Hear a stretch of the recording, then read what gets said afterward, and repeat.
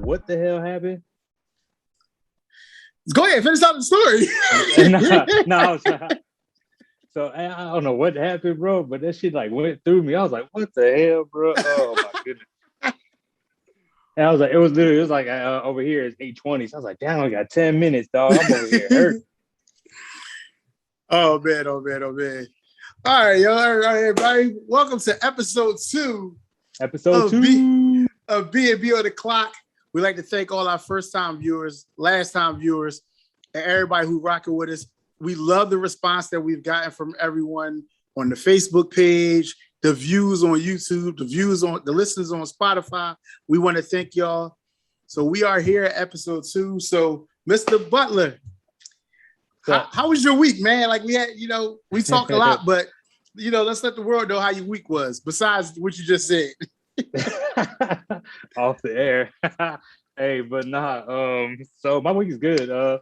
Still out here in Lithuania doing port missions right now. But yeah, so far so good. I was ready to get up out of here. I got about like 2 weeks left. Okay. And that's it. Just take it day by day. I've been on Netflix, on my Netflix game pretty heavy out here. Eating ramen noodles and peanut butter jelly sandwiches and an occasional fast food restaurant. So I just need a home cooked meal. Right. My week was good. Besides me, like kind of trying to tear my shoulder up at work. Hey yo, if y'all don't have Reggie on Facebook, add him on Facebook so you can see this dude in a sling, dog. Like. I was like, bro, we were just talking about how good your haircut was. Next thing I looked, I looked up, I was like, bro, like what happened? Yeah, so I was at work. I work for the post office, so we also deliver Amazon crap. So I didn't mean to say it like that, but we deliver Amazon, and because I order a lot from Amazon, so on that. I went to go pick a box up, and I was like, that sounded like something just popped, but I wasn't sure. So, you do the arms. That shit hurt too. I didn't mean to do that. So, you try to test your arm out. I went to pick something else up. And I have a real high tolerance for pain too. So I went to go pick the next box up and I was like, yeah, that hurt. That don't feel right. But I kept working. Like I finished my day. Like, I went to my supervisor first and was like, yo, I think I hurt my shoulder. She was like, can you finish? I was like, yeah, I got it. Like I can get it going. Like I got it. Like the end of the day, like I couldn't really grip. My arm was like numb. I was like, yo, I went there. I was like, yo, I gotta go. Like I gotta go to the hospital. I gotta do something. And I got to the hospital and the doctor was like, I tore a muscle in my shoulder on the outside part. I didn't mess my rotator cuff up. I didn't tear no ligaments or nothing. I just tore a muscle. And because where the muscle is, I'm feeling the whole tingling sensation up and down my arm. So they got me. They still got me at work, but my doctor said, tell them what you're doing at work.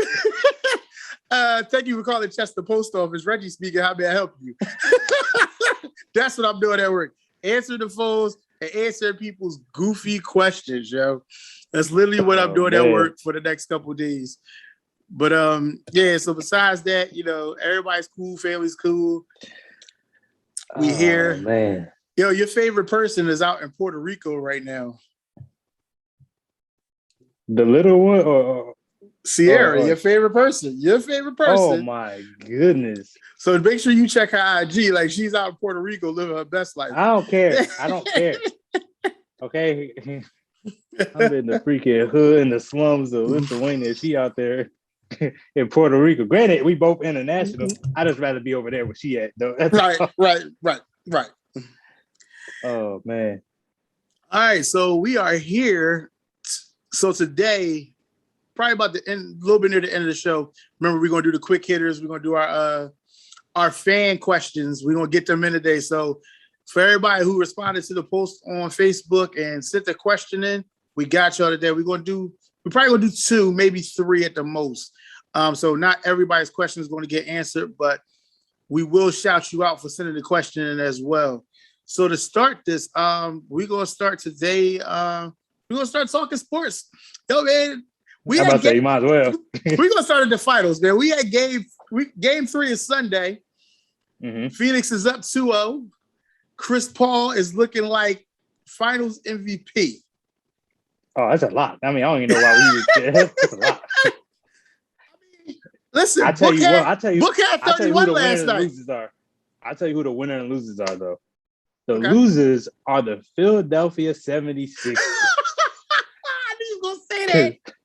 The losers are the Sixers because Mikal Bridges is a bona fide. You would have touched on that. I didn't even want to touch on that yet. Role-playing star. That's what he looks like right now. 27 last night. 27 of them things. 27 and 7 last night. Just to state Man. what he did last night. Shout out to Mikal. I know Mikal's pop very well. I know his little brothers very well because his little brothers are my nephews. So they're my step nephews. His stepmom is his stepmom is my stepsister. So yeah, I watched Mikal grow. He's been a winner everywhere he's went. He won in high school, he won in college, and now he's about to win in the league. The kid is a good luck charm. He is a winner everywhere he goes. Phoenix got a winner and got a steal on draft night because the Sixers wanted a guy who's not even in the league anymore. Let's just say what it is. If you ask me where Zaire Smith is, I couldn't even tell you. That's right. You traded away. You lied to Mikal's mom when you drafted him and said he was going to be part of the organization. And his mom worked for the Sixers organization. Yes, his mom worked in the front office. And y'all lied to her. Yeah. So listen, I don't feel bad for the Sixers in this situation at all. I'm a Sixers fan. I'm hurt as a Sixers fan. But do I feel bad for them? Absolutely not. They bought that. They bought that on a stupid draft night trade. The best player for your pick was sitting right there, and you had him. You had him. He was your pick. You took him, and then you traded him for nothing. You didn't get nothing in return. But to talk about the finals, though, Giannis, listen, I didn't expect Giannis to play game 1 and 2. I didn't. That knee injury, the way it looked, I was surprised that he was on the floor game 1. And in game 2, he looked even better. But his 2 co-stars, Drew and Chris, they got to give up more, man. They got to do more. Like, listen, they leaving him hanging. He getting 40. Man. He might have to score 50 for them to win a game. You remember that year LeBron played Golden State? And I hate to you remember the year LeBron played Golden State and the year JR did the stupid play?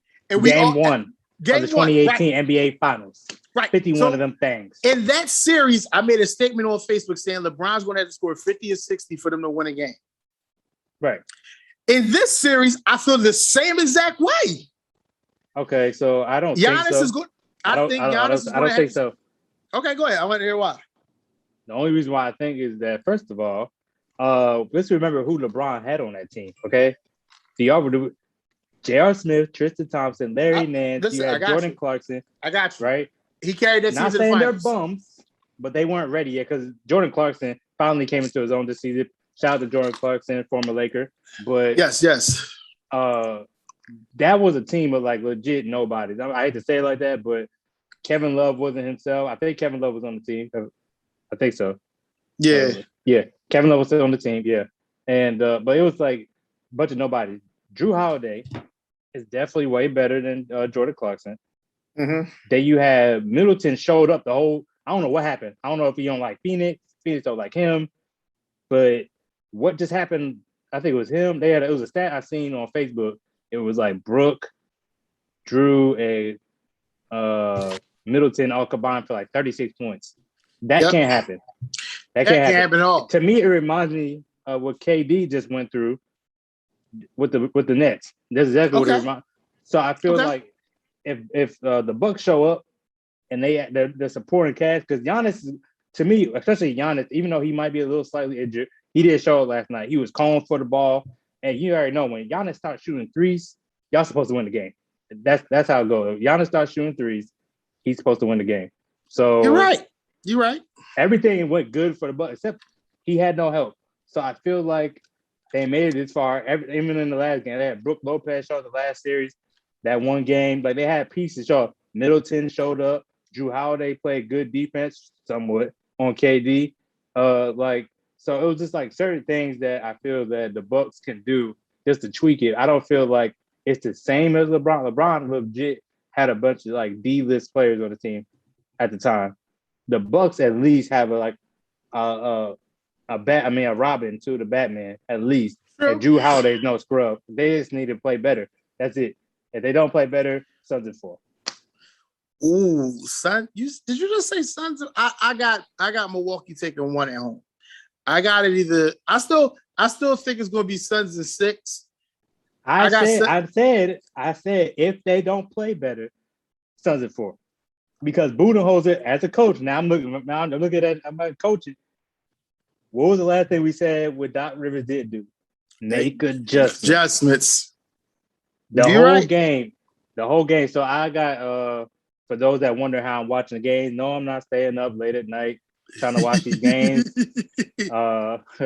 I have the NBA app, and you get to rewind and watch the game. So while I'm at work the next day, I just watch the games over. Even though I know the score kind of stupid, but I like watching the games or whatever, especially when we're about to do a podcast, talk about it. So I watched it, and it's like Budenholzer just like stuck with the same game plan. And I was just like, you might as well. It's like that's why I felt like at the point Giannis made the right call. It was like, just give me the ball. Give me the ball. Get out the way. Get out the way. Yeah, get out the way because y'all not doing anything. And the only person that did show up that I seen was Pat Connaughton. Connaughton was hitting some shots or whatever, like he was supposed to. Granted, he didn't put in like a crazy stat number or whatever, but when Giannis was triple team, he kicked out the count of Pat Connaughton. He made the shot. So that was the only person that kind of stuck out to me. But everybody else, bro. Brook Lopez is sorry. I don't care. I never liked Brook Lopez. You just can't be that tall, and all you think you do is shoot threes. Like no rebounds, just shoots. Oh my goodness! I wish I was that tall. Right. Oh. Yeah, I do believe it's Suns. I know it's Suns in 6, but it could be. I just got a feeling Milwaukee's going to take the first one at home. I just think the crowd. So. I just think the crowd. Not let that joint go 3-0. Oh yeah, like I think the crowd, them being at home, role players normally step up at home. I feel like all that's going to be part of it while they're at home. Like I think that's going to be the telltale for them to win just that game. Like they'll win 3. I say Suns in 5. I say it could be Suns in 5 or Suns in 6. Like I got one of them two. I've been saying Suns in 6 since before the series started. I still believe it's Suns in 6, but I can see Suns in 5.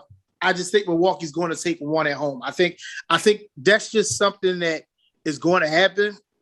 If they don't take the first one at home, it's Suns in 5 automatically. I'm Suns in 5 right there. Yeah, I'm about to say I hate to say it's over, but it's over. It's over after that. Yeah, like if they don't take game 3, Suns in 5. I can see them winning game 4. Listen, I can see that happening. I can see a game 4 winning, then they get back to Phoenix and that crowd get to rocking. And Chris Paul is going to look to close because what I know for sure is all his boys is going to be in the building. Of course. The whole banana boat, like part of the banana boat was there last night, but the banana boat is going to be there game 5 if it go 5. I ain't gonna hold you. I'll be surprised. Okay, and hear me out. The reason why I say I'll be surprised if LeBron is there. Shit, I won't be. I got a little mo at Clutch Sports, right? And I was on the phone with them, and they were saying because of the premiere of Space Jam, LeBron might not be able to attend Game 5. CP3. If CP3 does make it to the finals. However, they might do something for CP3 at his house with the Lobos tequila and all that. Yeah, that's what my source told me. That's what my source told me. That's what your source told you.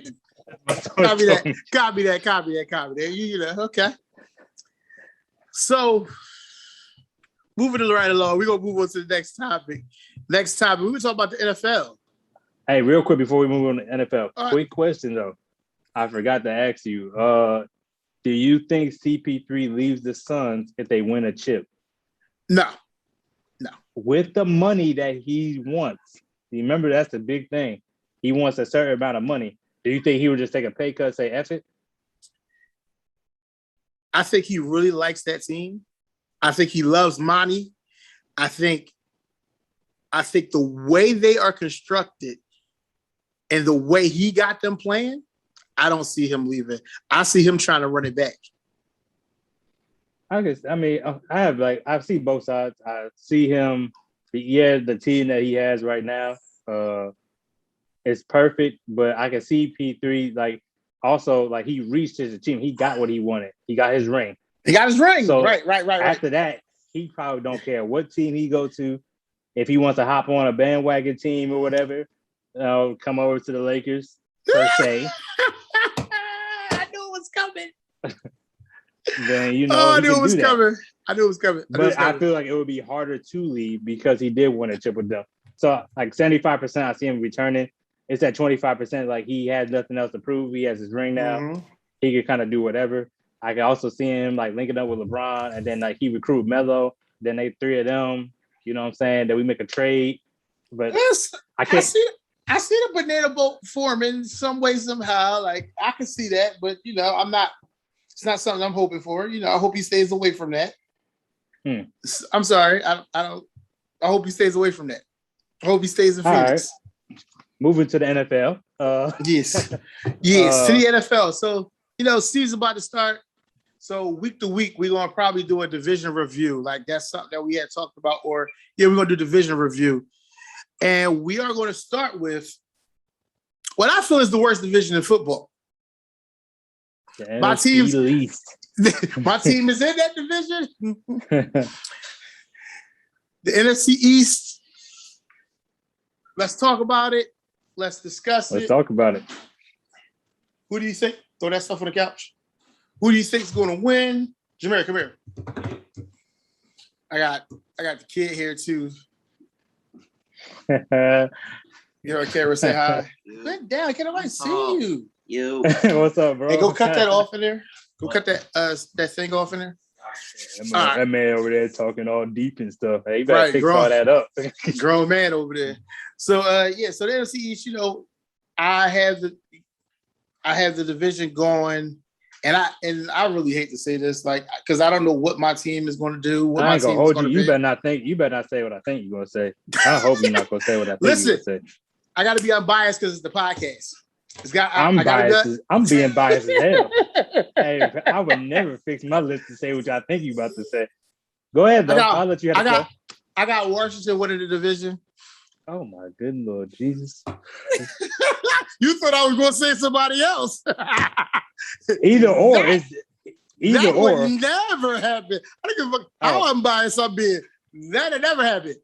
I got Washington winning the division. Hell no. I got that team down south finished second. I got us either third or fourth with the Giants. I can't see us winning more than 6 games. I can't. As an Eagles fan, I don't have them winning more than 6 games. I've looked at the schedule a million times over, tried to figure out where I could go at on the schedule to pick where they could win. And right. The most I've come up with is 7 games. So 7 is my high, 6 is my middle, and I'm gonna tell you why you messed up. Okay, I'm gonna tell you exactly why you messed up. Okay. Jalen Hurts wins you 5 games. Okay, mind you, it's a 17-game season. Oh shit! You just made me choke. Oh shit! he gonna win us 5. He automatically gets us 5. Keep going. You love this kid. So let's keep going. Yep. Devontae Smith wins you 2 by himself. That's 7 games right there. All we need is 8. And we win the division. Listen. So is we bet the case of Soto on this? We can bet the case of Soto on this. We can go that route. We can go that route. Let's do it. We can bet a case of Soto on this. I'm all for. I will ship the soda to you if you win this one. Bruh, Like you just said, you just called 9 games out. You called 7, and you said they can win 2 because of something else. Listen. No. I'm retract. You said you gotta get to 8. You said we just gotta get to 8. All right, we gotta get to 8. We gotta get to 8. Now, this is the issue I have. I want to see what our offensive line looks like. We picked up Landon Dickerson from Alabama, and he's a stud until he got injured. Until he did get injured. He's injury prone. Listen, because I am biased, because I am an Alabama fan. But listen, Landon Dickerson, when he was healthy, was the number 1 guard in the nation. That's a fact. What's the key word that you said in that sentence? Keyword when he was healthy. Keyword. Key in on that. When so why do you have healthy. So why do you have the Redskins, the Deadskins, the Washington football team? Why do you have them winning the NFC East? Do you see that defense? Do you see that defense? So you telling me to watch because of the defense? What about quarterback play? What do we nothing? Listen, two things I've learned about football, right? Football is one in the trenches. You got to have a good offensive line and a good defensive line. Okay. If our offensive line stays healthy, it's probably the best in football. But if it doesn't stay healthy, like it's been the last 3 years, that's what you get. So I don't know. I feel like I have kind of high hopes for our offensive line. That's it. If the line is healthy, I'll give you all 8 wins and the case of soda. I got you. Because if the line is healthy, hold on. I ain't banking on staying healthy. Hold up. I ain't going that far. Listen, I can't say 100% health. Listen, if they're healthy, I will say it's ball game. Yeah, I agree with that. But I just can't give the edge. Don't get me wrong. I feel like the Washington football team has like one of the top best young defensive lines. Like Montez Sweat and them boys. Listen, and they got that Fitzmagic. That nigga's gonna win you 3 to 4 games. You know Fitzmagic is gonna get 3 to 4 games. I don't know why you acting like that. This is what Fitzmagic does. You banking on Fitzmagic? Fitzmagic goes to bringing you to the top of the deep. Oh Lord! Listen, Fitzmagic goes to teams. You really don't have faith. Listen, when Jalen Hurts goes off this year, come back around Thanksgiving, and when he balls out of control, you can call me the most. Promise you. Listen. I'm going to say it here, and I'll say it across any social media platform you want me to. I'm not the biggest Jalen Hurts fan. I'm not. So to me, you got to show me you the man. You didn't hold the job down. You didn't hold the job down when you was in college. Tua took your job. I don't want to hear the Oklahoma crap because you know what? Bull puts anybody in that system and they look great. I don't listen. All right, so that means this quarterback they have now is going to be a Heisman candidate. Watch it, because he's in that secret. Because he's in Lincoln Riley's system. Yes, I say it. Yes. So Oklahoma, are you saying he's only saying he's a system quarterback? He's only system quarterback. He's a quarterback whisperer. Lincoln Riley is a quarterback whisperer. I'll say it. So is Jalen Hurts a system quarterback? Listen, if he can run, he's fine. We don't even know what this coach is going. We don't even know what this coaching system is. That's the other part of this. I can tell you what it is. I can tell you what it is. What is it? I can tell you what it is. What is it? So he was like the offensive coordinator type when he was with the Colts. What did they run? What they run? So what they run? I don't follow the Colts. RPO. What happened when we went to the Super Bowl? What was that? That was Frank Wright. That was Frank Wright. So, hold on. We're not doing this. But listen. Here we go again. No, all right. But listen, hear me out. It's the coaching tree. We always said that. We always say coaching trees are big. So you don't think for one instant he's going to take a couple plays out of that playbook, or he has a lot of ideas.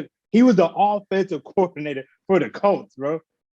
You don't think nothing like that's going to translate? They didn't run any RPOs last year with Phillip Rivers. Phillip Rivers can't run. They had to adjust. No, they had Old to adjust. man River can't run. They had to adjust to the quarterback. Do you think now he has a mobile quarterback? You don't think he'd be like, I could do this, that, and the third. Now I have a mobile quarterback. but they had to adjust, and they took old man Rivers. They took him up way farther than what we thought. I thought Rivers was done. I ain't gonna hold you. I thought he was done. I didn't. Phillip Rivers can play. He can play. No, I just like, hey, this is it, bro. Like, hey, you might as well go ahead and get your farewell tour on. But no, I feel like Jalen Hurts. So I love how everybody, the narrative that like Tua stole a job. First of all, Tua was the better quarterback. Okay, even better. So listen, hear me out. Here's the thing. I'm hearing you. And so the thing was, you never had to question availability with Jalen Hurts. That's your thing. You love availability. He didn't get it. I didn't say that. I don't love availability. I've never once said that.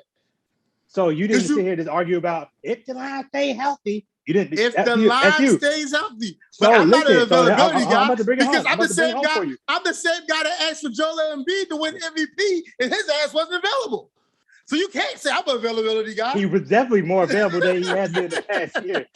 So he definitely was available. Like, you can't call me the availability guy. Like I ain't that guy. You bank on that because basically your argument is saying that if our team can't stay healthy, that's your thing. Our team can't stay healthy. They can't. And you have to prove. You have to see it. My thing is like, there's never been a talent. I don't feel like there's ever been a talent issue. Saban, we'll talk about Saban for a minute. If we're talking about Alabama, Saban's gonna put the best player on the field, regardless of who they are, and he doesn't have any personal ties with you. If I feel like this person's going to be better, I'm gonna put him out on the field. Okay. So that's all. To me, I don't think it was more so. I feel like it was at the time. Tua kind of understood the offense way more than Jalen Hurts did, because the moment he went to Oklahoma, he put on. I don't care what anybody always the sister look at Baker. First of all, I haven't seen anybody out of Oklahoma yet that's struggling in the NFL.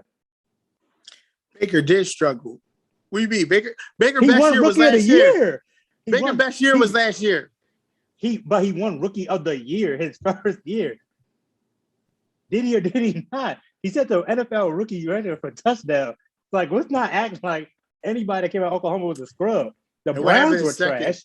What happened his second year? He was trash his second year, and people were starting to think that he was not the guy. But look at Kyler Murray. Hold on. You know how? Hold on. Wait. Kyler Murray is a better quarterback than Baker too. We're not going to do this. Like, you're not going to tell me that Kyler Murray is not better than Baker. No. I'm not saying that. I'm definitely not saying that. I'm not saying that. My thing is, like, we're talking about, because you're saying like Oklahoma, that doesn't count, and I'm saying like the success so far with Oklahoma quarterback in the NFL has been pretty good. Number one overall picks. They both had pretty stellar rookie seasons. Now I will say the only thing where I had an issue with Baker's second season between the Browns organization and not getting like the right players in there or whatever. I didn't really like how that played out. I think they had an issue with like Hugh Jackson as a coach and the drama that fell out in between all that. I didn't really think like once he got players, Nick Chubb, he got Odell and Jarvis and the crew. They kind of took off after that, and they got an offense. They built the offensive line. They drafted back-to-back defensive back. Like the Browns did it right. It just took them a minute, and they had no pieces around Baker. Kyler Murray walked into the Cardinals, got D-Hop, and then he got Diop in his second year. He got Diop in his second year. His first year, he didn't have Diop, and he even did better in the second year than he was first. And he only had Larry Fitz, right, the first year. So like, it's never been an issue. Like. He had a good organization falling back. Now they could work on defense, but I just feel like everybody's out on Jalen Hurts right now, and it's because we're Eagles fans. All right, that's what it boils down to. We're Eagles fans. Show and prove. Just show and prove. That's all.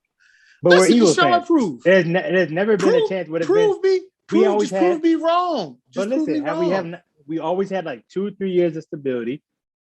Go through a dip, we struggle for a little bit, get it like top 15 to number one pick in that range, and we start over again. I feel like we're going through that stage right now. Honestly, that's where we're at. Now, Eagles fans hope, because we have so many first-round draft picks, that we lose. Okay? I'm always rooting for us to win, regardless of what the situation is. Well, hold on. You got to hope that the guy who you're still paying plays well in Indianapolis, so you have another first round pick. I ain't gonna hold you, unless God forbid he knock on wood, hopefully he don't get injured. Because he got to play 70, he got to start 70% of the games for us to get this pick. And let me tell you something. You know, I'm a fan of that guy. I don't care what people say. I'm a fan of that guy. And I'm telling you, he's back with the guy that he trusts. And listen, if they go to the AFC Championship game,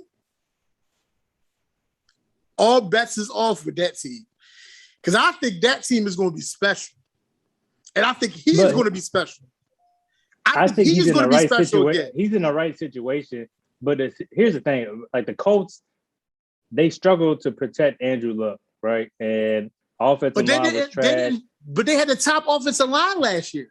Last season, if you look at the stats, they had the number 1 ranked offensive line in football. Right. That's what I'm saying. So like Andrew Luck was probably the Trevor Lawrence before Trevor Lawrence. Like he was. But that was 2 years ago. That was 2 years ago that Luck retired. Luck retired 2 years ago. Let me bring my point home. So okay, come on, bring your point. So my point is, after that whole offensive line debacle, they focused on the offensive line. They didn't have to really worry about wide receivers. They could draft running back. Like drafting to me wasn't an issue. They needed the offensive line, so they struggled for a little bit. They found some offensive line. They plugged it in. They had Phillip Rivers old behind, and next thing you know, everybody's like, "Oh wow!" Just imagine Carson Wentz, who's about a good 8-9 years, the Bulls junior.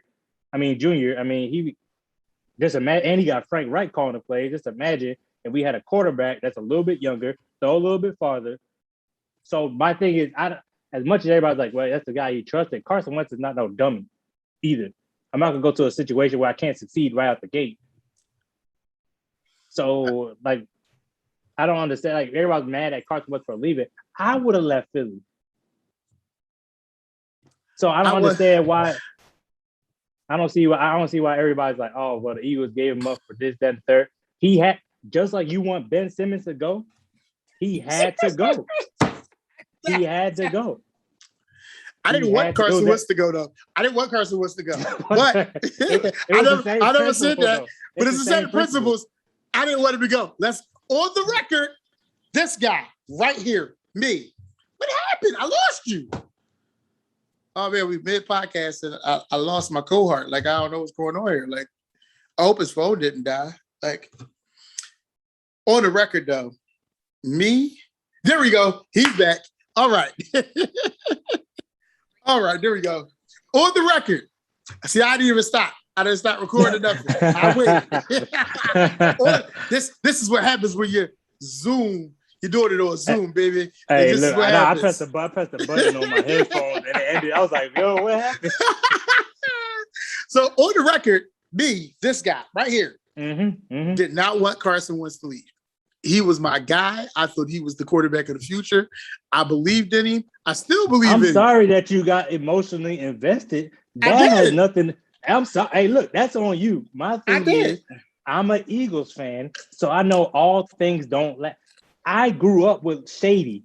I grew up with him. Do you really think that's when I knew anything was possible? Once he left the Eagles, everything that wasn't Shady's fault, though. That wasn't Shady's fault. I know, but once he that left, was Chip Kelly. That was a horrible. I understand. That was a horrible fake ass coach and GM. We're not gonna do that. We're not gonna put Shady out there like that. I'm not Shady never asked to leave. But you're not looking from the eyes of a fan. You have to think for you to like grow up, right? He grew up in the house. And for him to be like, yo, he's on my team. This is my guy. I seen him play at Bishop McDevitt. Like, this is the dude. Right. And then for him to leave, and he was like, dang, even though it wasn't his fault, even though he was like, everything in Philly does not. I haven't yet to grow up in the era where somebody stays on my team. Brian Dawkins played for the Broncos, okay? Anything is possible. That was Andy Reid, and I was not happy about that. Oh, man. I remember crying. See, that's what I'm saying. This stuff has traumatized me. So now as an adult. All right, you're right. You know what? I can see. You're right. So I got a little emotional, bro. Had a flashback. You're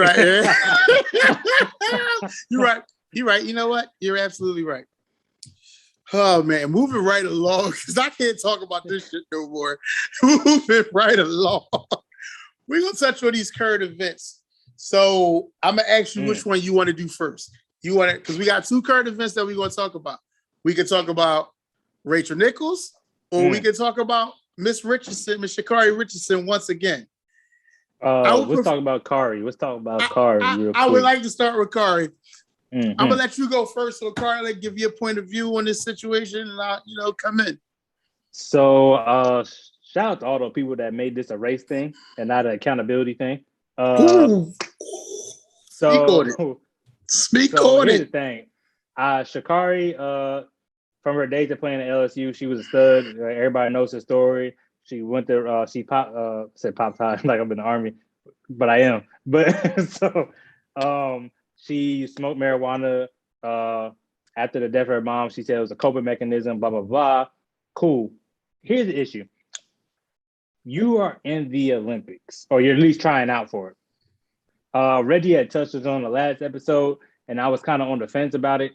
But I remember you saying, correct me if I'm wrong, I remember you saying, like, you have a list of all the stuff. They give you a list of all the stuff that you know and don't know what you're supposed to do, right? So you're given that list or whatever. I still stand by that she should have had somebody that could have slapped the blunt out of her hand, like, hey, what the heck are you doing? You about to mess up everything. Like, that one blunt cost you some money, a lot of endorsements and all that. Granted, she still got Nike. So I'll give her that. She still got Nike. But at the same time, it's like, you're accountable for your actions. Like, you're an adult. And I feel like everybody made it a race thing, and that's something that we do in the Black community too much. We kind of hurry and make it a race thing. And I'm like, bro, like, this ain't got nothing to do with black and white. First of all, we want to see the two best sprinters, one from Jamaica, one from the U.S., go at it in 100. That's what we wanted to do. That's what we wanted to see. Y'all took that away from us. So now we got to look at these little goofy-ass relays. That's why we upset, honestly. And then for us, as Black athletes, we love the basketball and we love track. Best events we like looking at, for real, for real. So, and me personally, she's accountable. She's accepted her accountability for her actions. So that's cool. But I would rather us not try to make this a race thing, because this is not the time for a race thing. It's funny because the things that have a race issue, all right, which we will talk about in a minute, everybody wants to kind of like turn their head away. But this right here, I don't feel like it's a race issue. Okay, it's an accountability issue. I'm here for it today. I got time. I'm here for it. So let me touch your card first. I do want to take back some of the stuff I said after knowing the facts of why she smoked. So knowing that her mom passed away when it happened, and that's the reason why she smoked, I completely understand it. I know what that feeling feels like to lose your mother. And I know the deep hole, dark hole you go into. I've been there. Mm-hmm. Like, if it wasn't for family and friends, I don't know if I would have got out of that hole the way I got out of it. Mm-hmm. So I completely understand why she coped and the mental health behind it and why she smoked. I get it. She still accepted responsibility for it. She held herself accountable. And I respect her even more just for that, because she held herself accountable for the situation at hand. Now, with that being said, the United States Track and Field Organization, I have a major problem with. Mm-hmm, mm-hmm. I have one major problem with them. You knew she couldn't run you knew she couldn't run 100, but you knew she could run in the relays, and not to select her for the relay, I have a problem with. She is your fastest sprinter at 100. She is the fastest. There's no ifs and buts about it. She won your individual 100-meter and set a world record. Right. You don't put her on the relay team because of the weed incident. You were supposed to make this right and put her on the relay team. Yeah. Since you guys didn't want to fight for her to race during the normal race. So now I do feel like it's a race thing. See, before I didn't feel like a race thing because I felt like USADA, the Olympic Committee, they had things to do. They had a job to do. They had rules to enforce. That was fine. You did your part. You gave her 30 days, because in reality, I'm hating this whole Michael Phelps thing that everybody keep putting up. Well, in reality, Michael Phelps lost sponsors and he had a 3-month suspension. Y'all keep saying it had the same energy for her as Michael Phelps. If that's the case, if they would have the same energy, she would have lost everything. So we don't want them to have the same energy as they have for Michael Phelps. We don't want that energy. What you want is you want her to be able to run in the relay. And now the United States Track and Field Organization took that away from her. And now she's not even going to the Olympics. Right. At all. That's my issue. I believe that's more of a Black thing and trying to show dominance over something that you guys should have went the other way on. So I don't know how you feel about that, but that's how I feel about it. I still stand by. I don't think it's a race thing. It's kind of a tricky situation because, all right, yeah, she could have raced, right? But at this point, I don't know. I'm kind of looking at it from a devil's advocate because now they got this new strain of COVID going on now at the Tokyo Olympics, and there ain't no fans going. They do whole COVID protocols. The USA select team for the US basketball team, they're like a couple of people got to sit out because of COVID protocol, or they're not participating because of COVID protocol. So me personally, like with that and the USA, like the negativity of it all that kind of brings to the US, I wouldn't have her race anyway. And who's to know if she stayed in tip-top shape? Which this is all what is. I'm doing quotations. Okay, I know y'all can't see me y'all listening. They can see you. They can see you. But it's all like relative because I feel like she would have been fine. Even if she came at like 80, 90%, she still would have been better, you know what I'm saying, to have the people that she's going against. So that's not the issue. I feel like I don't want to make it a race thing. I feel like at this point, she's in too deep. That she had the suspension. It was all these, she was treaded, all the now granted, everybody showed support. It was mad love. Nike stood beside her. That's great and all. But I feel like, once again, it's all about choices. I get it, like you're in a bad spot mentally. But I feel like also, just like how you stated, how you had family and friends that were in your corner that could kind of help you out or whatever. Where was her like support? Like I have yet to hear from anybody in her corner come out and speak on her behalf. She's the one that's been coming out. She's been the one, you know what I'm saying? Like nobody really has. So I was like, if it was me, like, hey, your mom would have want you to go out this route. Hey, I need you to stay focused and do this hard and finish it to the end. You got to see it through, my boy. Look. So that's why I feel like it's one of those things where she made a decision and now she has to unfortunately live with the consequences. Like as Black people, I felt like we have to be better than our white counterparts in every aspect that we do. As much as like they could probably get away with smoking weed and still represent the grand US of A and get away with it, I feel like we just have to be 10 steps better than them. Unfortunately, that's the world we live in. And I feel like if she would have had somebody in her ear to kind of like, hey, yo, you're doing this it's way bigger than what you're trying to do it for right now. Think of your mom before you do this action. Right. I feel like she would have been in a better situation, but I don't think it's more of a race thing. I feel like, I don't know. I just feel like at this point, she just got in too deep. Like, we would love to see her race after the suspension, but I just feel like now with the negative attention that is brought, the USA, the track association was like, hey, you know what? We got to catch her. And she going to represent the United States next year, I think, for something. I don't know what competition is for, but she just hop on her next year. But I feel it's unfortunate that she has to miss out. She should still do it, but knowing how the United States of America unfortunately works on these type of things, I already knew what time it was. I was like, if she does, it'd be great. If not, I wasn't really hoping out, holding hope out for it. So, okay, I hear you. All right, so now we gonna move on because we talking race. So people have weighed in on this topic, and some people think it's race, some people don't. We're going to talk about Miss Rachel Nichols and her comments about ESPN and about Malika Andrews. I don't think it was race, though. I'm sorry. I don't think it was race. I think it was more so driven off of the fact of who she is and who she is in ESPN. And understand, and I want you to hear me out when I say this. When you listen to her comments, she big ups her a lot. Like she does in the beginning, she big ups her. She does great on her football stuff. She does great on her basketball stuff. She does great. Mm-hmm. But you're not going to take a job from me. And understand something. I'm totally in agreement with that statement. Because let me tell you, if we bring another person in here to be on this show, you're not taking my spot on this show. This is mine. I earned this. And I get where she's coming from. It's not a white privilege thing because she said it. First of all, she was having a conversation with someone who ain't white. That's number one.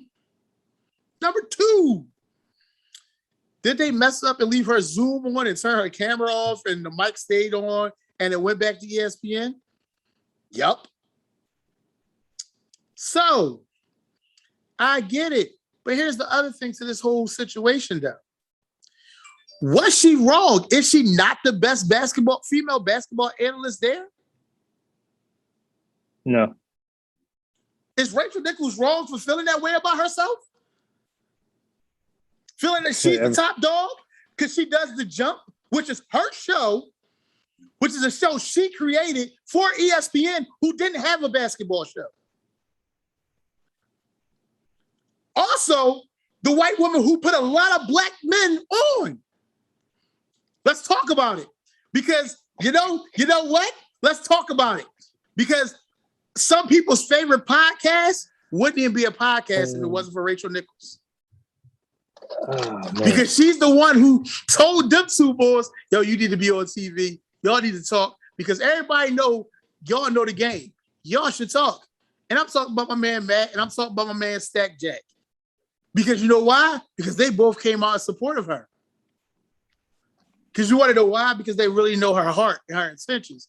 And her intentions wasn't to shoot that sister down.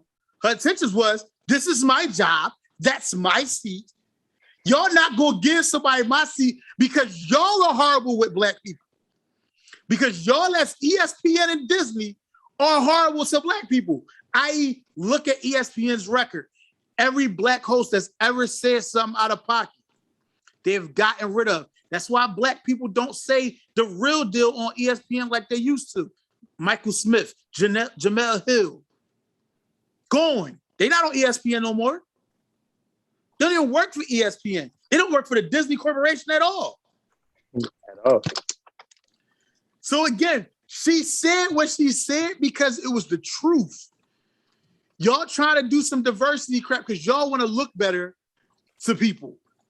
But y'all not going to take my job to do it. Like, y'all not going to take my job to do it. It's just, I'm not with that. And I agree with everything she said right there because I don't look at it as race.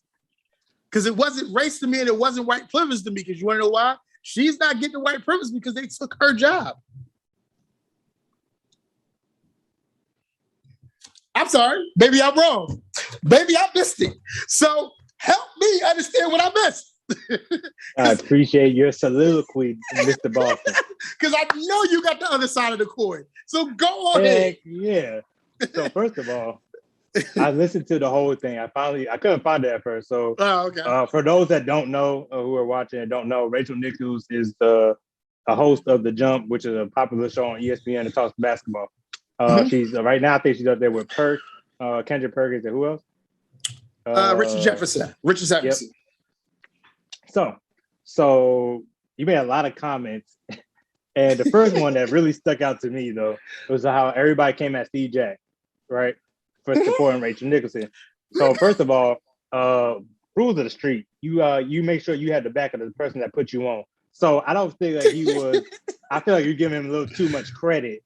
As far as he did it with you are, because if you put me on, right, I got your back. I'm forever indebted because I went up to new heights. It would have been without you. So I'm always gonna be indebted to you, right?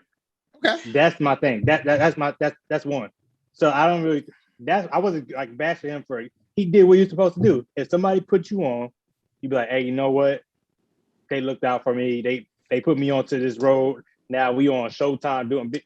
Like they doing their thing now, but it wasn't like you do that interview. Oh, y'all should y'all need to have your own show, blah blah blah, and put them on. So they really came out to support because they was on a show with her. Now the issue they had is with Perk. I don't know if you've seen that. Perk was backing her, and then I forgot who they said they didn't back up on the show that was black. Oh man. But everybody was coming at Perk for backing her, giving her support. But let's run the tape back. So I heard the tape, and I was like, interesting. One, I was like, it's kind of messed up, like you said, how they recorded her and all that good stuff. Like private conversations should be had in private. So I don't really agree with that. And then like sending it to ESPN, that's petty as hell. But she said it wasn't sent to ESPN. So here's the thing that you missed. She was on doing a Zoom in the bubble last year for ESPN. They turned her camera off, but they never turned her mic off. So now it's somebody. So somebody got suspended because the person, the intern who took said recording, because it was already recording anyway.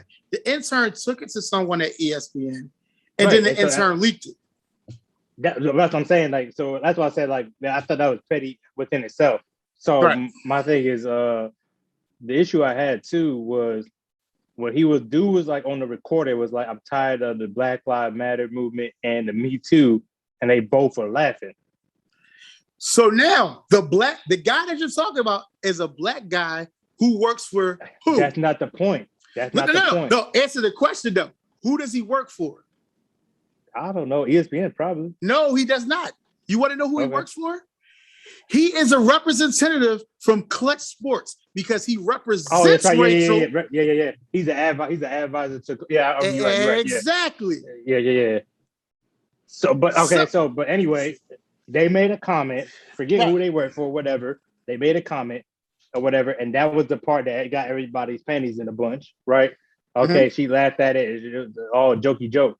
The issue was the comment that she made, I'm paraphrasing, but it was something like she felt that they're using Maria Taylor's Maria Taylor as they're using like her for diversity. Push the narrative. Yeah, for diversity and pushing the narrative. Exactly. And then like she defended. So that's what everybody was like, well, like here's the issue I have. As a white woman, I don't feel like that's your like to call that out. Like if you're I personally I don't feel like that's your role. I don't feel like that's your role. If or they're just using that girl, they're just using that girl because Black Lives Matter and everything. Bro, if a white person said, hey Reggie, the only reason why you got the job because they were just the bosses upstairs, they want to have a black face down here and whatever. That would kind of make you feel some type of way, correct? It's supposed to make me feel some type of way. Okay. It's supposed to. Okay, so listen, right? So with that being said, you can imagine when everybody's like, yo, what you trying to say? Like Maria Taylor ain't that good. So what you said. But she didn't say that though. So, again, this is where I always say where people hear what they want to hear. She never said the girl wasn't good. She never said Maria Taylor wasn't good. She actually said she's a very good reporter. She's actually said. So Reggie, you had the floor. It's my turn. Shout out to my boy Skip. Hey, so forget Skip because he's the worst. So go ahead and shout Skip out if you want to. Oh shoot, but nah. So like my thing is, granted, she didn't say like she was bad. It was the fact that she was like she felt that Maria Taylor was only basically getting the job that she was supposed to get because she was black. That's how it was pushed. Or whatever. Granted, they left out all the good stuff that she said about Maria Taylor. That's the part that got leaked. Either or.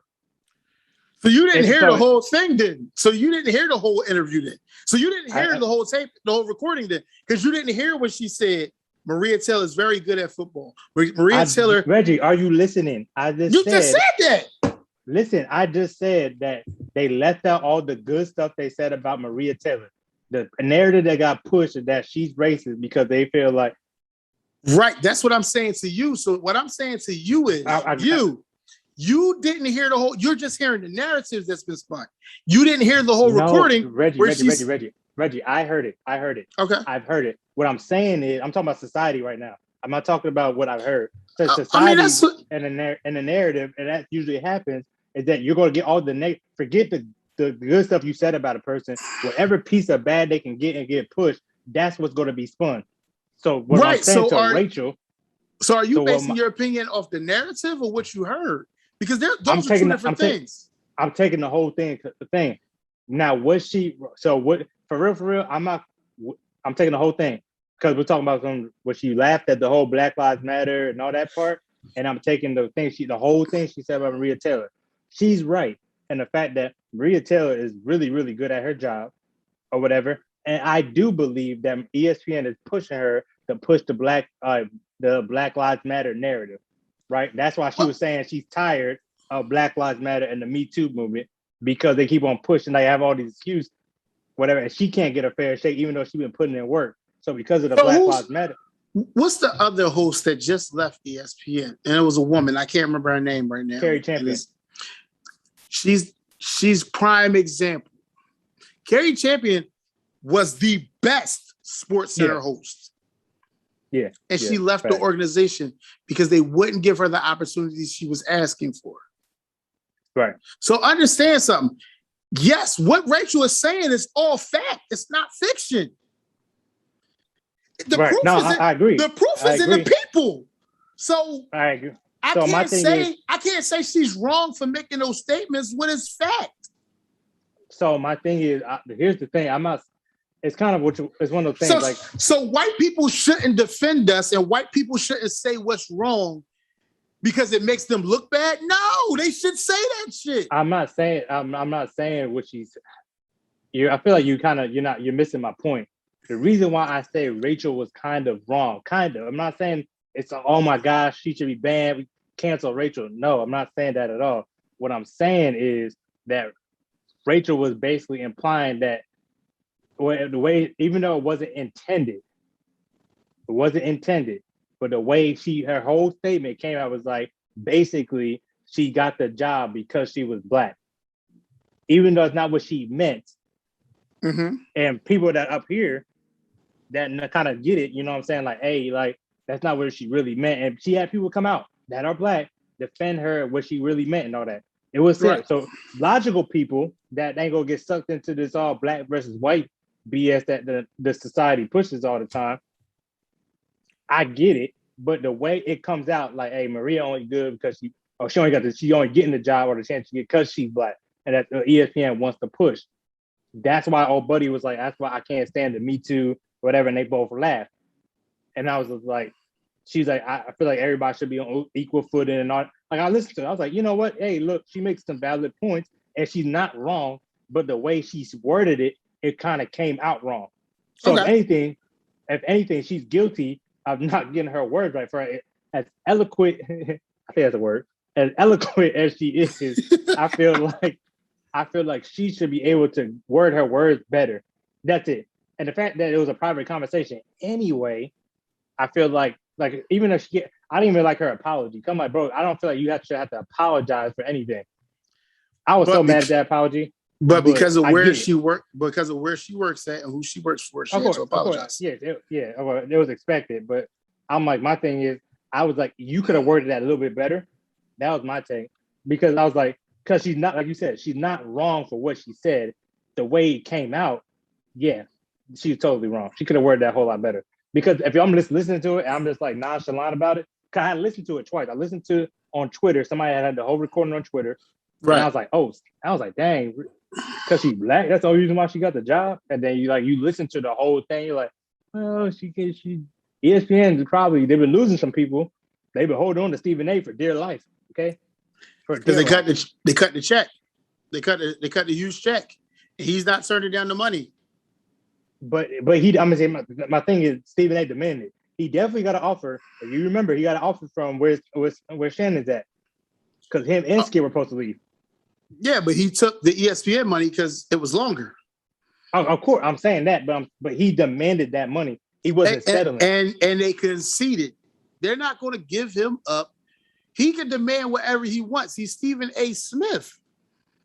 He holds his name holds that.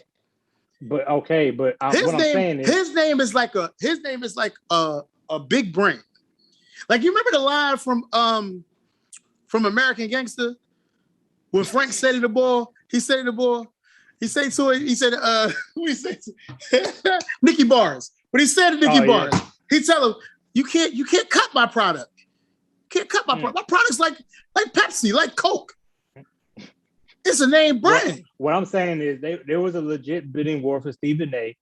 And he could have easily, but my thing is, even though his name carried weight, my thing is, because Carrie Champion, she getting paid. Jamel Hill is getting paid. So it's not like he could have easily left. But he was like, I'm not settling. That was the thing. He said, I'm not going to settle. Either this is my standard.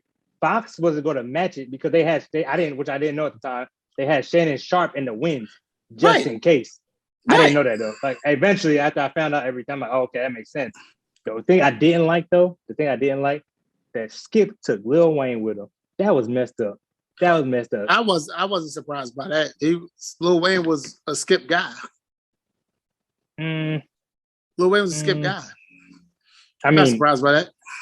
I'm pretty sure like Skip got a nice little deal with Fox Sports though. So I mean, I probably did. Like, but that's what Skip does. Like, Skip looks out for his people. Listen, you wasn't paying Stephen A. the money that Stephen A. wanted. That just wasn't going to happen. Like, Fox wasn't doing that, especially when they could pay Shannon less than what they had to pay Stephen A. Shannon's a new commodity. Now Shannon can say, he can walk in the room and be like, hey, listen, goddamn it, my money need to be a little bit different. Like, you see these ratings. Mm-hmm. I bring them in. He can walk in the room and say that, but Stephen A. can walk in the room and say, listen here. Mm-hmm. You see what this you see this name right here? Like, this name brings the ratings. They might love me, they might hate me, but they watch me. Facts. But going back to Rachel though. Going back to Rachel, I just think like she could have worded that a whole lot better. I'm a fan of Rachel. I always have been. I feel like her interviews been pretty dope. My favorite one is obviously the one she did with Kobe and T-Mac. That one. That was a pretty lit one. The Jimmy Butler interview I love. That was one of the good ones for me. Hey, man, I ain't gonna lie. Side note, y'all seen Twitter. Y'all know what they said about her. That was funny. That makes so much, like, Twitter never failed me, okay? Like, shout out to all my Twitter detectives out there. Golly. But let's go ahead, man. Let's go to these topics from the fans, man, from the people that sent them in. Oh, yeah. Let's get to these fan topics. Then I got to find them again. I had them up, and then we started talking, and they went away. Oh, man. You want to take the first one or the second one, or you want to split them? We can do it either way. It doesn't matter to me. It don't matter. I'm going to say, yeah, just go ahead. Let's make it happen. Just make it work. Oof. All right, so here we go. First topic is from my man Kyle K. Will Williams. He asks, when will Black Lives Matter to Black people? Because we killing each other all the time. God, good Lord, Kyle. Hey, K. Will. Hey, K. Will, man. Like, I don't have an answer for that, bro. I don't know. Like, like these kids is out here, shit, adults, kids, all of them, they out here. I'm about to say, hold up. I said, this is because you had gray in your beard. Don't mean y'all that be this, okay? Right. Like, they out here. I'm about to say, so real quick, I kind of want to go back because I'm a big fan of the whole Black Lives Matter movement from the get. And so Black Lives Matter, right? It was one of those things like after the Trayvon Martin thing, and then right after Michael Brown, or it kind of picked up steam right around Michael Brown, if I'm not mistaken. But we've been killing each other or shooting each other since, like, you know what I'm saying, like the Prohibition days, for real. So, like, when people use that, like, hey, we gotta stop killing ourselves. Yeah, I agree. But now, I can speak for somewhat my generation-ish. Like, now everybody's shooting each other. Like, that's the thing. Like, it's a phase. That's what happened. Like, but I feel like if we had said Black Lives Matter in the 70s and 80s, where we were saying, like, when we gonna stop killing each other with this crack rock or these drug epidemics. So, like, I feel like it's always been an issue. Like, something happened within the Black community that's been like gangs and all that other stuff and killing people. That's always been around. So I feel like when people say that, I feel like that's like we gotta stop killing each other. We gotta believe in ourselves. Bro, we could be killing each other tomorrow, the next day. That's what it is. I'm not saying it's right and we have to accept it. We can make changes or whatever, but it's always going to happen. I feel like the Black Lives Matter needs to be put out there because white people need to know that Black Lives Matter. Okay. Now we can make the change within ourselves, like make ourselves do right and look presentable, but at the same time, like, hey, look, I don't know where y'all from, okay? I know if you drive through North Philly right now, all right, you better make sure you cover with the whole armor of God, all right? So, I don't know. That's like you said. I don't have an answer for it, but I also feel like I don't know. When I grew up, like I didn't really question the fact that people were killing people. I know that's bad, but but it's just like one of those things. Like I gotta make sure me and mine are good when we in the white community. I hate to say it this way, but Black people killing Black people is because that's who they're around. Like that's your environment. Like Bro, I hate to say it that way because white people kill white people around white people all the time. All the time. Like it's just not talked about as much. But we want Black people to care about Black people. It has to start at home though. Like it has to start with parents. It has to start with the grandparents, the parents teaching these kids that picking up a gun ain't the best move. Or picking up a knife ain't the best move. Like sometimes you need to be able to talk to a situation. Sometimes, listen, I ain't the best person to be saying this, but I'm gonna say it. Like we, as people, don't know how to talk to each other. We're not talk to each other. Like we don't know how to have a civil conversation. It always turns into next level yelling and screaming, or it goes to from there to somebody wanting to fight the other person to once they get their ass whooped, I can't take an ass whooping, so now I gotta go get a gun and I gotta shoot you. Like that's where the elevations go. And we as a people gotta change that. And it's gotta start at home with our own kids, talking to our kids. It might not work with just this generation, but maybe for the next generation. So yeah, because I'm gonna say this generation I lost cause now, boy. No, I'm just joking. Yeah. I'm just joking. So but you know, that's where I am on that. Next fan question. It's from my man D Rollins. Oh man, we answered this one though. It was getting rid of Carson Wentz the right move. We kind of talked about that in the sports section when we talked about the Eagles. So we're gonna leave that one alone. But he got another question. Women becoming masculine out of necessity or desire? Which one is it? Say that one more time. Women becoming more masculine out of necessity or desire? Okay, what do you mean by that? Because that sounds deep, but I feel like it's real simple.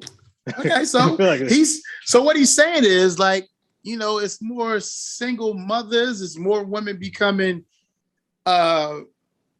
gay or bisexual, and they want to be the man in the relationship.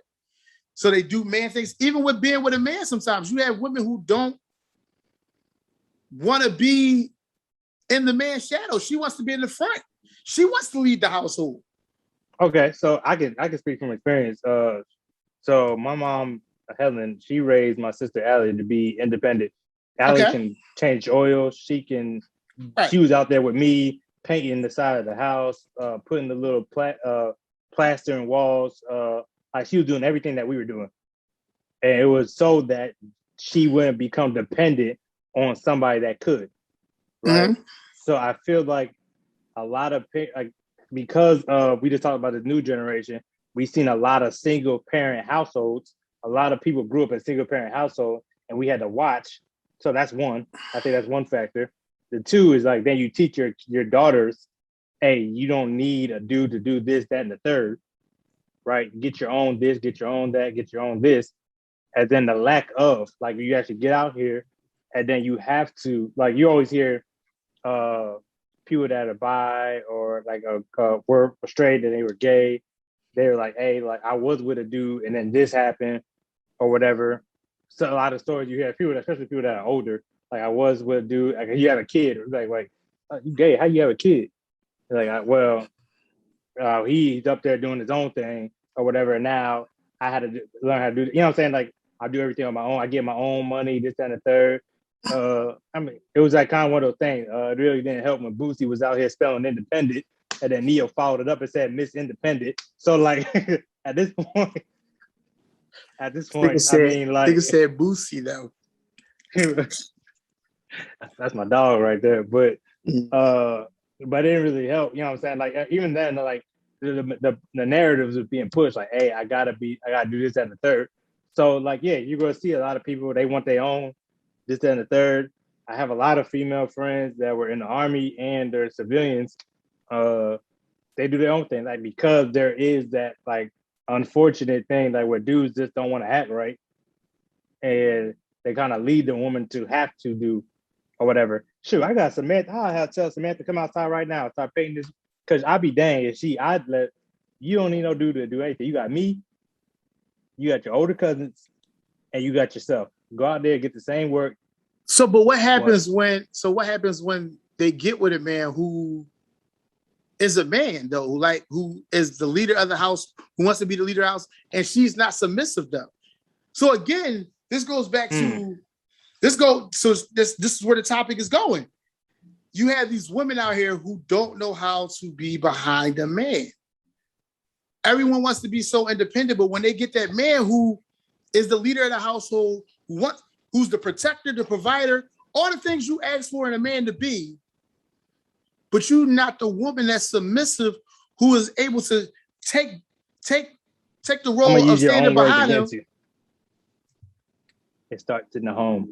It starts at home. But you just said. You just said that these old head single moms is out here teaching their daughters that you don't need no man. So, but listen, right?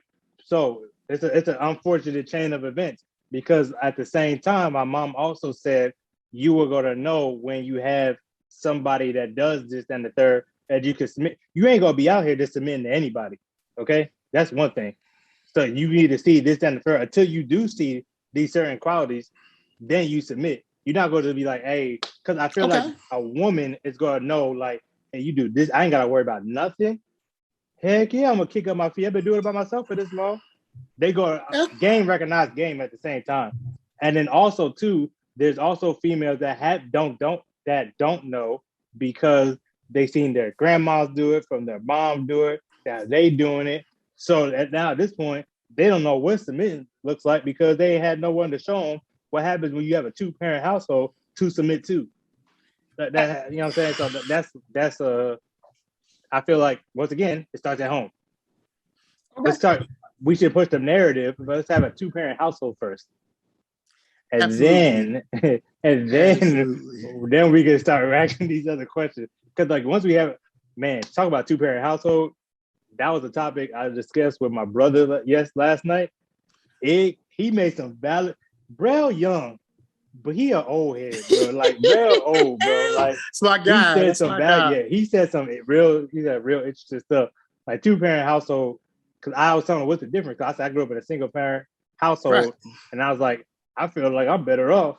You know what I'm saying? Like they have a 2-parent household. Like what? I was like, that's my personal opinion. Like what's the pros and cons? So I was like, I don't know what it's like. I don't know what it's like. So he was like, he didn't have to really worry about like, where's my dad at? He's downstairs. Where my mom at? He's on the couch. He's on the couch. Hey, I was like, yo, as funny as that sounded, that was a deep fact right there. That's deep as it gets. Like, but I said like legit, like if we start like, my biggest thing I always push is going back to this whole like if we have good role models in the home, whether for me, I was like I said, 1-parent household, I had good male figures though in the house, and so did my siblings that raised with me. So we kind of understood like, and we had examples of what right looks like. I know we said in the army looks like in a lot, but you have an example of what right looks like. You have an example of wrong looks like. You take from both of those, and you can kind of add them to your daily life.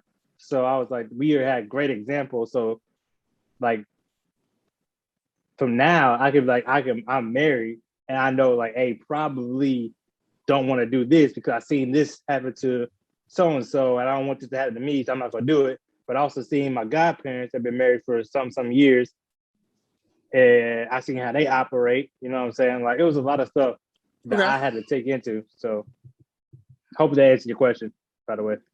Yeah, that definitely answered. I hope we answered your question, D. I mean, I hope we answered K. Will's question too. to the best of our ability. You know, again, we just want to thank everybody for all of the support so far. Please continue to watch. Yes, sir. Please continue to like, subscribe, and follow. You know, this will be up on Spotify by today's Friday when we record. So at least by Saturday, it's up on Spotify for you guys and on YouTube. Mr. Butler, anything you want to say before we get out of here? Yeah, man, I'm about to surprise Reggie because I already got the topic for the next episode and he don't even know it yet. So the topic is going to be homosexuality in the Black community. I want y'all to stay tuned because I'm about to ask Reggie some deep questions.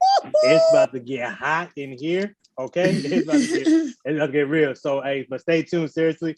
Like I said, we talk about anyone and everybody and anything, right? So, we're not really scared of the backlash that's going to happen with it because I definitely don't care because you can't fight me over a computer. So, well, all serious, no. If y'all have topics that y'all want to hear that like you hear all the time being pushed at the dinner table or when y'all drinking around your boys and you just want to put them out on the podcast, hey, we will talk about them, okay? We will talk about them. But yeah, I like touching on the untouchy subjects that nobody likes to talk about. Oh yeah, but this is the place for it. I feel like this is the place for it. Absolutely. Right as of right now, we had 100 likes last time I checked. I'm pretty sure we had more on the Facebook page. I created early this morning, and it was at 100 likes on the first day. So I appreciate all the support. Hopefully, by the end of the year, we talk about how we got to 1K. So with that being said, hey, go follow us on YouTube. Hey, like this is big for me because I ain't never had nothing in my life. All right, so follow us on YouTube. The more subscribers and ring the notification bell. That's key. Ring that notification bell. Hey, side note, hey, back to school special. I know y'all watch it. Hey, back to school special. So, hey, stay tuned because we're gonna have a back to school special coming up. It's gonna be a nice little gift card, but we're only going off the YouTube subscribers. Okay, so if you're not subscriber and ring that notification bell. We're gonna keep saying it. And you gotta ring the bell. If you don't do both, you can't be entered in the drawing. So hey, go light the bell because that's how we're gonna be basing all of our little giveaways that we got going on. All right, That's all I got to say. All right, man. Once again, we want to thank y'all for watching this week's or listening to this week's B&B on the clock. On the clock, bro. On the clock. We got love for y'all. I hope y'all got love for us, and we'll see you again next week. Yes, sir.